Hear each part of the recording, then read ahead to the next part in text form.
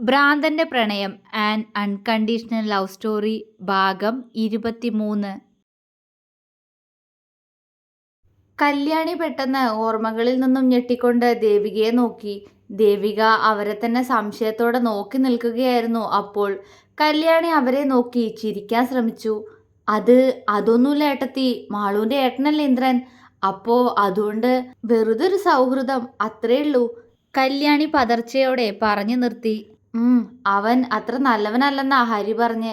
പണത്തിനോട് കുറച്ച് ആർത്തിയുള്ളവനാണെന്ന് എനിക്കറിയാം. പക്ഷേ ഹരി അതല്ല ഉദ്ദേശിച്ചെന്ന് തോന്നി എനിക്ക് അവന്റെ സംസാരത്തുനിന്ന്. സൂക്ഷിക്കണം, ദേവിക ഗൗരവത്തോടെ പറഞ്ഞുകൊണ്ട് കല്യാണിയെ നോക്കി. അവരൊന്ന് മൂളിക്കൊണ്ട് വേഗം പുറത്തേക്ക് നടന്നു. ദേവിക സുമതിയെ സഹായിക്കാനായി അവർക്കൊപ്പവും കൂടി. അയ്യോ അമ്മേ! പെട്ടെന്നായിരുന്നു കല്യാണിയുടെ നിലവിളി അവിടെ ഉയർന്നു കേട്ടത്. ദേവികയും സുമതിയും ഞെട്ടലോടെ പെട്ടെന്ന് അടുക്കളയിൽ നിന്നും ഹാളിലേക്ക് ഓടി. ഹാളിൽ തറയിൽ വീണുകിടക്കുന്ന കല്യാണിയെയും അവരിൽ നിന്നും കുറച്ചകന്നു നിന്ന് അവരെ തുറച്ചു നോക്കുന്ന വിനോദിനെയും കണ്ട് ദേവിക ഒന്ന് ഞെട്ടിയെങ്കിലും പെട്ടെന്ന് അവർക്കടുത്തേക്ക് പാഞ്ഞു. ഉണ്ണിടമ്മേ, ഓടല്ലേ, വീഴും, അവിടെ എണ്ണ പോയിട്ടുണ്ട്, വിനോദ് പെട്ടെന്ന് ദേവികയോട് പറഞ്ഞു. ദേവിക സംശയത്തോടെ നിലത്തേക്ക് നോക്കി. അതെ, അവിടെയാകെ എണ്ണ പരന്ന് കിടപ്പുണ്ട്. അവരുടെ നോട്ടം വിനോദിലേക്ക് നീണ്ടു. അവന്റെ വലത് കൈയിലിരിക്കുന്ന എണ്ണക്കുപ്പി കണ്ടതും അവരുടെ കണ്ണ് മിഴിഞ്ഞുപോയി. അയ്യോ അമ്മേ, എന്നെ കൊന്നേ! കല്യാണി വേദനയോടെ നിലവിളിച്ചു. വിനോദ് കല്യാണിയെ ദേഷ്യത്തോടെ നോക്കിക്കൊണ്ട് അടുത്തുള്ള സോഫയിൽ പോയിരുന്നു. ദേവികയും സുമതിയും പതിയെ അവരുടെ അടുത്തേക്ക് സൂക്ഷിച്ചു നടന്ന് ഒരുവിധം അവരെ പൊക്കിയെടുത്തു. അയ്യോ ഏട്ടത്തി, എനിക്ക് വെയ്യ ഏട്ടത്തി, എന്റെ നടു ഒടിഞ്ഞു എന്ന് തോന്നണു, ഞാനിപ്പോ ചാവേ! കല്യാണി വേദനിച്ച് കരഞ്ഞുകൊണ്ട് പറഞ്ഞു. വിനോദിന് ചിരി വന്നു. ഒന്നുമില്ല കല്യാണി. സുമതി, നീ പവിത്ര ഒന്ന് വിളിക്ക്, എന്നിട്ട് ഹരിയോടൊന്ന് വരാൻ പറയാൻ അവളോട് പറ. കല്യാണി വീണൂന്ന് കൂടി പറ. ദേവിക വെപ്രാളപ്പെട്ടുകൊണ്ട് പറഞ്ഞു. സുമതി പെട്ടെന്ന് ലാൻഡ് ഫോണിൽ നിന്നും പവിത്രയെ വിളിച്ച് കാര്യങ്ങൾ പറഞ്ഞു. വീണതല്ല ഏട്ടത്തി, ഇവൻ എണ്ണ ഒഴിച്ചെന്നെ വീഴ്ത്തിയതാ, എന്റെ അമ്മേ! വിനോദിന് മുന്നിലുള്ള സോഫയിൽ കല്യാണിയെ കിടത്തിയപ്പോൾ അവർ ദേഷ്യത്തോടെ പറഞ്ഞു. അവരുടെ കണ്ണുകൾ വേദന കൊണ്ട് നിറഞ്ഞൊഴുകി. അപ്പോഴേക്കും പവിത്രയും അങ്ങോട്ടേക്ക് ഓടിപ്പിടച്ച് വന്നിരുന്നു. എന്താ ഏട്ടത്തി, എന്താ കല്യാണിക്ക് പറ്റിയേ? പവിത്ര കല്യാണിയുടെ അടുത്തിരുന്നു കൊണ്ട് ചോദിച്ചു. അയ്യോ പവിയേട്ടത്തി, ഈ ഭ്രാന്തൻ ചെക്കൻ എന്നെ എണ്ണൊഴിച്ച് വീഴ്ത്തിയതാ അമ്മേ! അവർ വേദനയോടെ കണ്ണ് നിറച്ചുകൊണ്ട് പറഞ്ഞു. അവർക്ക് അത്രയും വേദനിക്കുന്നുണ്ടായിരുന്നു. കല്യാണി, ദേവിക ദേഷ്യത്തോടെ അവരെ വിളിച്ചു. പവിത്രയ്ക്കും ദേഷ്യം വന്നിരുന്നു കല്യാണിയുടെ ഭ്രാന്തൻ എന്ന വിളിയിൽ. ഏട്ടത്തി, ഇവന് ഭ്രാന്ത് മൂത്തതാ, ഇങ്ങനെ പോയാ ഇവൻ എല്ലാരെയും കൊല്ലും, എന്റെ നടു ഒടിഞ്ഞേ! അവർ വേദന കൊണ്ട് ഉറക്കെ അലറാൻ തുടങ്ങി. എടി! പെട്ടെന്ന് വിനോദ് സോഫയിൽ നിന്നും ചാടി എഴുന്നേറ്റുകൊണ്ട് അവരെ വിളിച്ചു. കല്യാണി പേടിയോടെ അവനെ നോക്കി.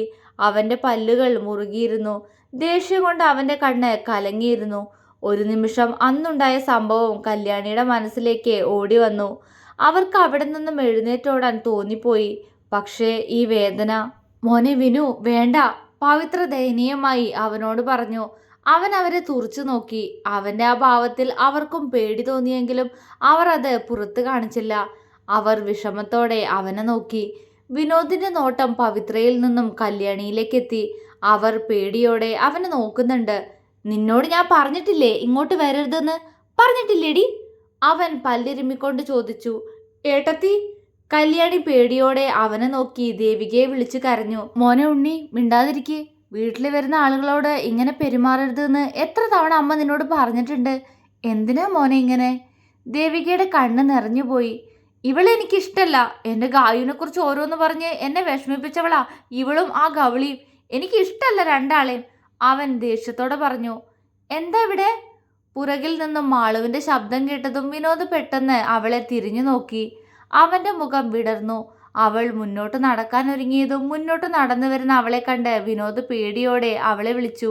അയ്യോ ഗായു, അവിടെ എണ്ണയുണ്ട്, വീഴും, അവൻ ആകുലതയോടെ പറഞ്ഞു. മാളു പെട്ടെന്ന് തറയിലേക്ക് നോക്കി. അവിടെ ആകെ എണ്ണ ഒഴുകി കിടപ്പുണ്ട്. അയ്യോ, ഇതെങ്ങനെയാ ഇത്രയും എണ്ണ അവിടെ പോയത്? അവൾ ടെൻഷനോടെ ചോദിച്ചു. അപ്പോഴാണ് സോഫയിൽ കരഞ്ഞുകൊണ്ട് കിടക്കുന്ന കല്യാണിയെ മാളു കണ്ടത്. അവൾ എണ്ണയിൽ ചവിട്ടാതെ ഇപ്പുറത്തൂടെ കല്യാണിയുടെ അടുത്തേക്ക് പോയി. തൻ്റെ അടുത്തേക്ക് വരാതെ കല്യാണിൻ്റെ അടുത്തേക്ക് പോയ മാളുവിനെ കണ്ട് വിനോദിന്റെ മുഖം വീർത്തു. അയ്യോ, അപ്പച്ചിക്ക് എന്തു പറ്റി അമ്മേ? മാളു ആദിയോടെ കല്യാണിയെ നോക്കി ദേവികയോട് ചോദിച്ചു. അവളുടെ ആ ചോദ്യം കേട്ടപ്പോൾ കല്യാണിക്ക് ദേഷ്യമാണ് തോന്നിയത്. നീയല്ലേ ഓരോന്ന് അവനെ കൊണ്ട് ചെയ്യിപ്പിക്കുന്നേ? നിന്റെ ഭർത്താവ് അവനാ എന്നെ എണ്ണ ഒഴിച്ച് വീഴ്ത്തിയേ. വേദനയ്ക്കിടയിലും കല്യാണി ചീറി. മാളു ഞെട്ടലോടെ കല്യാണിയെ നോക്കി. അവളുടെ നോട്ടം വിനോദിലേക്ക് എത്തി. അവൻ അവളെ തന്നെ നോക്കി നിൽക്കുകയായിരുന്നു. ഹരി എന്താ വരാത്ത പവിത്രേ? ദേവിക വഴിയിലേക്ക് നോക്കിക്കൊണ്ട് ചോദിച്ചു. ഇപ്പൊ എത്തു ഏട്ടത്തി, ഓഫീസിലെന്തോ മീറ്റിംഗ് ഉണ്ടെന്ന് പറഞ്ഞിരുന്നു. അപ്പോഴേക്കും പുറത്തുനിന്നും ഹരിയുടെ കാറിന്റെ ഹോൺ മുഴങ്ങി. അവൻ കാറ് നിർത്തി അകത്തേക്ക് കയറി. ഹാളിൽ എണ്ണ ഒഴിച്ചിട്ടാണ് കല്യാണി വീണതെന്ന് ഹരിയോട് പവിത്ര പറഞ്ഞിരുന്നു. അതുകൊണ്ട് തന്നെ അവൻ സൂക്ഷിച്ചാണ് അകത്തേക്ക് കയറിയത്. സോഫയിൽ വേദന കൊണ്ട് പുളഞ്ഞു കിടക്കുന്ന അവരെ കണ്ടപ്പോൾ ഹരിക്ക് പുച്ഛമാണ് തോന്നിയത്. ഹരി! അവന്റെ മനസ്സറിയാവുന്നതുകൊണ്ട് പവിത്ര ദയനീയമായി അവനെ വിളിച്ചു. അവനൊന്ന് മൂളി അവരെ രണ്ട് കൈയിലും കോരിയെടുത്ത് പുറത്തേക്ക് നടന്നു. പോകുന്ന പോക്കിൽ അവൻ വിനോദിനെ നോക്കി കണ്ണിറുക്കി. അത് കണ്ടപ്പോൾ അവന്റെ ചുണ്ടിലും ഒരു പുഞ്ചിരി വിരിഞ്ഞു. അയ്യോ മോനെ ഹരി, പതുക്കെ, അപ്പച്ചിക്ക് വേദനിക്കുന്നു മോനെ, അവർ നിലവിളിച്ചുകൊണ്ട് പറഞ്ഞു. ദേ, മിണ്ടാതെ കിടന്നോണം. നാവൊതുക്കി കഴിഞ്ഞില്ലെങ്കിൽ ഇനി ഇതൊക്കെ തന്നെ നിങ്ങൾക്ക് കിട്ടാൻ പോകുന്നേ. ഇനി നിങ്ങളുടെ ശബ്ദം ഇവിടെ കേട്ടാ നിങ്ങൾ ഇവിടെ ഇട്ട് ഞാൻ എൻ്റെ പാട്ടിന് പോവും, ഹരി ദേഷ്യത്തോടെ പറഞ്ഞു. കല്യാണി പെട്ടെന്ന് വാ പൊത്തിപ്പിടിച്ചു. വേദന കൊണ്ട് മരിച്ചു പോകുമോ എന്ന് പോലും അവർക്ക് തോന്നുന്നുണ്ടായിരുന്നു. അവരുടെ കണ്ണ് നിറഞ്ഞൊഴുകി. കല്യാണിയെ കാറിലേക്ക് കിടത്തിയതും ദേവികയും പവിത്രയും മാളുവിനോട് പറഞ്ഞ് അവർക്കൊപ്പം കാറിലേക്ക് കയറി. ഹരിയുടെ കാർ ഹോസ്പിറ്റലിലേക്ക് തിരിച്ചു. കുഞ്ഞെ, നിങ്ങൾ രണ്ടാളും മുകളിലേക്ക് പോയിക്കോ. ചേച്ചി ഇവിടേക്കൊന്ന് വൃത്തിയാക്കട്ടെ, അല്ലെങ്കിൽ നമ്മളും വീഴും, സുമതി പറഞ്ഞുകൊണ്ട് അവിടെ ക്ലീൻ ചെയ്യാൻ മോപ്പെടുക്കാൻ അടുക്കളയിലേക്ക് പോയി. മാളു വിനോദിന്റെ മുന്നിലായി പോയി നിന്നു. വിനോദ് മുഖം വീർപ്പിച്ച് അവളെ നോക്കുന്നുണ്ട്. ഉണ്ണിയേട്ടൻ എവിടെന്നാ എണ്ണ കിട്ടിയേ? അവൾ ഗൗരവത്തോടെ അവനോട് ചോദിച്ചു. അടുക്കളേന്ന്, അവൻ കൂസലില്ലാതെ പറഞ്ഞു. അടുക്കളയിലപ്പോ സുമതിയേച്ചി അമ്മയൊന്നും ഉണ്ടായിരുന്നില്ലേ? അവൾ സംശയത്തോടെ ചോദിച്ചു. ഉണ്ണിയുടെ അമ്മയും മറ്റേ തള്ളയും ഉണ്ണിയുടെ അമ്മയുടെ റൂമിലായിരുന്നു.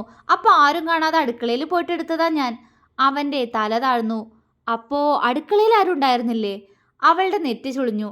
ആ, മറ്റേ ചേച്ചി ഉണ്ടായിരുന്നല്ലോ, അവര് പാത്രം കഴുകായിരുന്നു. അപ്പോൾ ഉണ്ണി ആരും കണ്ടില്ല, അവൻ ചിരിയോടെ പറഞ്ഞു. മാളവിന്റെ കണ്ണു നിറഞ്ഞു. വിനോദ് ഞെട്ടിപ്പോയി. അയ്യോ, ഗായു എന്തിനാ കരയുന്നേ? കരയല്ലേ, അവളെനിക്ക് ഇഷ്ടമല്ലാത്തോണ്ടല്ലേ ഞാൻ അങ്ങനെ ചെയ്തേ. അതിന് ഗായു എന്തിനാ കരയുന്നേ? അവൻ സങ്കടത്തോടെ ചോദിച്ചുകൊണ്ട് അവളുടെ കവിളിൽ തൊട്ടു. മാളു അവന്റെ കൈ തട്ടി മാറ്റി അവനെ ദേഷ്യത്തോടെ നോക്കി. ഗായു, അവൻ സങ്കടത്തോടെ വിളിച്ചു. വിളിക്കണ്ട എന്നെ. എല്ലാവരുടെയും മുന്നിൽ നിന്ന് അപ്പച്ചി എന്നെ ഇങ്ങനെ വഴക്ക് പറഞ്ഞപ്പോ ഉണ്ണിയേട്ടന് സമാധാനായോ? പറയുന്നത് കേട്ടില്ലേ, ഞാനാ ഉണ്ണിയേട്ടനെ കൊണ്ട് അങ്ങനെയൊക്കെ ചെയ്യിപ്പിച്ചേന്ന്. സന്തോഷായോ ഉണ്ണിയേട്ടന്? അവൾ തേങ്ങിക്കൊണ്ട് ചോദിച്ചു. വിനോദിന്റെ കണ്ണുകൾ നിറഞ്ഞു. ഗായു കരയല്ലേ, അവൾക്ക് ഉണ്ണിയേട്ടൻ വഴക്ക് കൊടുത്തോളാം. അവളിനി ഗായുവിനെ വഴക്കു പറയില്ല, അവൻ പറഞ്ഞു. അവൾ കണ്ണു തുടച്ച് അവനെ കൂർപ്പിച്ചു നോക്കി. നിങ്ങളോട് പറഞ്ഞിട്ട് ഒരു കാര്യമില്ല, ഉണ്ണിയേട്ടൻ ഇനി എന്നോട് മിണ്ടണ്ട, മാളു തേങ്ങി പറഞ്ഞുകൊണ്ട് മുകളിലേക്ക് കയറിപ്പോയി. ഗായു പിണങ്ങല്ലേ, അവൻ പുറകിൽ നിന്നും സങ്കടത്തോടെ വിളിച്ചു പറഞ്ഞു. എന്നാൽ അവൾ അവനെ നോക്കാതെ മുറിയിൽ കയറി വാതിൽ കൊട്ടിയടച്ചു. കല്യാണിക്ക് നടുവിന് നന്നായി ഉളുക്ക് പറ്റിയിരുന്നു. അവർക്ക് ശരീരം മൊത്തം വേദനയും നീരുമായതുകൊണ്ട് ഒരു ദിവസം ഹോസ്പിറ്റലിൽ അഡ്മിറ്റ് ആകണമെന്ന് ഡോക്ടർ പറഞ്ഞു. ദേവിക അപ്പോൾ തന്നെ മാളുവിനെ വിളിച്ച് കാര്യം പറഞ്ഞു. ഹരി വിളിച്ചപ്പോഴാണ് കല്യാണി ഹോസ്പിറ്റലിലാണെന്ന കാര്യം ഗൗരി അറിയുന്നത്. അവൾ ഇന്ദ്രനെ കണ്ട് മടങ്ങി വരുന്ന വഴിയായിരുന്നു. അപ്പോൾ തന്നെ അവൾ ഒരു ഓട്ടോ പിടിച്ച് ഹോസ്പിറ്റലിലേക്ക് തിരിച്ചു. ആദ്യമായി ഇന്ദ്രനെ കണ്ട് അവനോട് സംസാരിച്ചത് മുതലുള്ള കാര്യങ്ങൾ ഓർമ്മിക്കുകയായിരുന്നു ഗൗരി. പണം വാങ്ങി അവിടെ നിന്നും മാളുവിനെ നോക്കുന്ന ഇന്ദ്രനെ തന്നെ ഗൗരി പുച്ഛത്തോടെ നോക്കി നിന്നു. രാഘവൻ ദേവികയോട് യാത്ര പറയുന്നത് കണ്ട ഗൗരി പെട്ടെന്ന് അവളുടെ വീടിന്റെ പുറകിലൂടെ പോയി കുറുക്ക് വഴിയിലേക്ക് കയറി റോഡിൽ ഇന്ദ്രന് വേണ്ടി കാത്തുനിന്നു. ഇന്ദ്രന്റെ കാർ അവളുടെ അടുത്തെത്താറായതും ഗൗരി അവന്റെ കാറിന് നേരെ കൈവീശി. ഇന്ദ്രൻ പെട്ടെന്ന് ബ്രേക്ക് ചവിട്ടി. പുഞ്ചിരിയോടെ തൻ്റെ അടുത്തേക്ക് നടന്നു വരുന്ന ഗൗരിയെ കണ്ട ഇന്ദ്രന്റെ മുഖം വിടർന്നു പോയി. എനിക്ക് ഇന്ദ്രനോട് തനിച്ചൊന്ന് സംസാരിക്കണമായിരുന്നു, അവൾ അവനെ നോക്കി ചിരിയോടെ പറഞ്ഞു. അവൾ അവനെ പേര് വിളിച്ചത് അവൻ അത്ര ഇഷ്ടമായിട്ടില്ലെങ്കിലും അവൻ രാഘവനോട് പറഞ്ഞ് അവൾക്കൊപ്പം കുറച്ച് മാറി നിന്നു. ഇന്ദ്രന്റെ നോട്ടം അവളുടെ ശരീരത്തിൽ എത്തി നിന്നു. അവളുടെ ഉയർന്നു നിൽക്കുന്ന മാറിടങ്ങൾ കണ്ട് അവൻ അതിലേക്ക് കൊതിയോടെ നോക്കി. ഗൗരി അവന് നേരെ വിരലിഞ്ഞൊടിച്ചു. ഇന്ദ്രൻ ഞെട്ടലോടെ അവളുടെ മുഖത്തേക്ക് നോക്കി. അവന്റെ നോട്ടം കണ്ട് അവൾക്ക് ദേഷ്യം തോന്നിയെങ്കിലും അവൾ അത് പുറത്ത് കാണിക്കാതെ അവനെ നോക്കി ചിരിച്ചു. എന്താ തനിക്കെന്നോട് സംസാരിക്കാനുള്ളത്? ഇന്ദ്രൻ ഗൗരിയോട് പുഞ്ചിരിയോടെ ചോദിച്ചു. പറയാം, നമ്മുടെ രണ്ടാളുടെ ലക്ഷ്യം ഒരാളാണെന്ന് തോന്നി, അതാ ഞാൻ തന്നോട് സംസാരിക്കാന്ന് കരുതിയത്, അവൾ ഗൗരവത്തോടെ പറഞ്ഞു. ഇന്ദ്രന്റെ നെറ്റി ചുളിഞ്ഞു. മനസ്സിലായില്ല, എൻ്റെ ലക്ഷ്യോ? അവൻ സംശയത്തോടെ ചോദിച്ചു. അതെ, മാളവിക. അവൾ പുച്ഛത്തോടെ അവനോട് പറഞ്ഞു. ഇന്ദ്രൻ ഞെട്ടലോടെ അവളെ നോക്കി. ഏയ്, ഇന്ദ്രൻ ഞെട്ടണ്ട. ഞാൻ തന്നെ ഭീഷണിപ്പെടുത്താനൊന്നും വന്നതല്ലടോ. എനിക്ക് ആ മാളവികയെ ഒട്ടും ഇഷ്ടമല്ല. അതുകൊണ്ട് തനിക്ക് അവളോട് അങ്ങനെ ഒരു ഇഷ്ടമുണ്ടെങ്കിൽ താൻ ആ നശൂലത്തെ എങ്ങനെയെങ്കിലും വിനോദിന്റെ ജീവിതത്തിൽ നിന്ന് ഒഴിവാക്കി തരണം. അവൾ അവനോട് ഗൗരവത്തോടെ പറഞ്ഞു. ഇന്ദ്രന്റെ ചുണ്ടിന്റെ കോണിൽ ഒരു പുച്ഛച്ചിരി വിരിഞ്ഞു. തനിക്കെന്താ മാളുവിനോട് ഇത്ര ദേഷ്യം? ഇന്ദ്രൻ സംശയത്തോടെ ചോദിച്ചു. ഞാൻ നേടിയെടുക്കാൻ ശ്രമിച്ച ഒരു ജീവിതത്തിലേക്കാ അവളെപ്പോലൊരു ദരിദ്രവാസി പെണ്ണ് കയറി വന്നിരിക്കുന്നത്. പിന്നെ എനിക്ക് അവളോട് ദേഷ്യമല്ലാതെ വേറെ എന്താ തോന്നേണ്ടേ ഇന്ദ്ര? അവൾ പല്ല് കടിച്ചുകൊണ്ട് അവനോട് ചോദിച്ചു. ഓ, തനിക്കപ്പോ വിനോദിനോട് പ്രണയായിരുന്നോ? എന്നിട്ടെന്തേ ഇവരാരും നിങ്ങളുടെ വിവാഹം നടത്തി തന്നില്ല? അവൻ സംശയത്തോടെ ചോദിച്ചു. പ്രണയം? ഗൗരി പുച്ഛിച്ചു. എനിക്ക് അയാളോട് പ്രണയമില്ല, ഒരു കോപ്പുമില്ല. എനിക്ക് പ്രണയം അയാളുടെ സ്വത്തുക്കളോട് മാത്ര. അതെനിക്ക് വേണന്ദ്ര. അതിന് എനിക്ക് അവനെ സ്വന്താക്കിയേ തീരുള്ളൂ. അവൾ ദേഷ്യത്തോടെ പറഞ്ഞു. ഇന്ദ്രന് ചിരി വന്നു. അവൻ അതേ ചിരിയോടെ അവളെ നോക്കി. താനെന്തിനാ ചിരിക്കുന്നേ? അവൾ സംശയത്തോടെ ചോദിച്ചു. ഇന്ദ്രൻ ചിരി നിർത്തി അവളെ നോക്കി. എന്താടോ? അവൾ ദേഷ്യത്തോടെ ചോദിച്ചു. പിന്നല്ലാതെ, തനിക്ക് അവന്റെ സ്വത്തുക്കൾ വേണമെന്നുണ്ടായിരുന്നെങ്കിൽ മാളു അവന്റെ ജീവിതത്തിലേക്ക് വരുന്നതിന് മുമ്പേ തന്നെ തനിക്കത് ചെയ്തുകൂടായിരുന്നോ? ഇനിയിപ്പോ പറഞ്ഞിട്ടെന്താ കാര്യം? അവൻ നെറ്റി ചുളിച്ചുകൊണ്ട് ചോദിച്ചു. അവൾക്ക് ദേഷ്യമാണ് തോന്നിയത്. എനിക്ക് അവനെപ്പോലൊരു ഭ്രാന്തന്റെ ഭാര്യയായിരിക്കാൻ താല്പര്യമില്ല. എനിക്കൊരിക്കലും അവനോട് അങ്ങനെ ഒരു ഇഷ്ടം തോന്നിയിട്ടുമില്ല. എനിക്ക് വേണ്ടത് അവന്റെ സ്വത്തുക്കൾ മാത്രാ. അത് കിട്ടിക്കഴിഞ്ഞാൽ അവനും എൻ്റെ ജീവിതത്തിൽ കാണില്ല. അവനെപ്പോലൊരു ഭ്രാന്തനെ കല്യാണം കഴിച്ച് നശിപ്പിക്കാനുള്ളതല്ല എൻ്റെ ജീവിതം. പക്ഷേ ഏത് വിധേനയും എനിക്ക് അവൻ്റെ സ്വത്തുക്കൾ വേണം. ഇപ്പോൾ അതിനുള്ള ആകെയുള്ളൊരു തടസ്സം മാളവികയാണ്. അവൾ പറഞ്ഞു വന്നത് നിർത്തി. ഇന്ദ്രൻ മൂളി. അല്ല, ഇതിലിപ്പോ ഞാനെങ്ങനെയാ തന്നെ ഹെൽപ്പ് ചെയ്യണ്ടേ? അതെനിക്ക് മനസ്സിലായില്ല. അവൻ സംശയത്തോടെ ചോദിച്ചു. അതാ ഞാൻ ആദ്യം പറഞ്ഞത് ഇന്ദ്ര. തനിക്ക് മാളവികയോട് ഏത് തരത്തിലുള്ള ഇഷ്ടമാണ്? പ്രണയാണോ? അതോ ഒന്ന് യൂസ് ചെയ്താൽ തീരാവുന്ന ആഗ്രഹം മാത്രമേ ഉള്ളോ? അവളിൽ പുച്ഛം. പ്രണയോ? അതും അവളോട്? 10 പൈസയ്ക്ക് ഗതിയില്ലാത്ത അവളോട് എനിക്ക് പ്രണയമുണ്ടോയെന്ന് ചോദിക്കാൻ തനിക്ക് എങ്ങനെ തോന്നി? അവൻ ചിരിയോടെ ചോദിച്ചു. പിന്നെ എന്താ തനിക്ക് അവളോട് തോന്നുന്ന ഫീലിങ്സ്? അവൾ മറച്ചു വെക്കാതെ അവനോട് ചോദിച്ചു. എനിക്ക് അവളുടെ ശരീരം വേണ്ടത്. വർഷം കുറേ ആയി ഇന്ദ്രൻ അതും മോഹിച്ച് നടക്കാൻ തുടങ്ങിയിട്ട്.